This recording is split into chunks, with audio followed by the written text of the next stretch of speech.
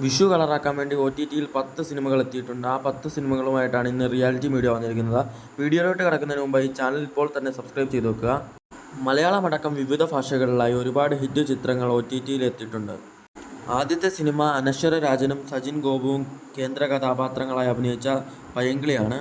രണ്ടാമത്തെ സിനിമ നടൻ ഹരീഷ് പേരടി പ്രധാന വേഷങ്ങളിലെത്തിയ ചിത്രമാണ് ദാസേട്ടൻ്റെ സൈക്കിൾ. മൂന്നാമത്തെ സിനിമ സൗബിൻ ഷാഹിറും ബേസിൽ ജോസഫും ചെമ്പൻ വിനോദും പ്രധാന വേഷങ്ങളിലെത്തിയ പ്രാവൻകൂട് ഷാപ്പാണ്. നാലാമത്തെ സിനിമ രശ്മിക മന്ദാനയും അക്ഷയ് ഖന്നയും ഒരുമിച്ചെത്തിയ ചാവ എന്ന ഒരു ആക്ഷൻ ചിത്രമാണ്. അഞ്ചാമത്തെ സിനിമ ഒമർ ലുലു സംവിധാനം ചെയ്ത ബാഡ് ബോയ്സ് എന്ന സിനിമയാണ്. ആറാമത്തെ സിനിമ ആന്റണി പെപ്പെ നായകനായെത്തിയ ഡേവിഡ് എന്ന സിനിമയാണ്.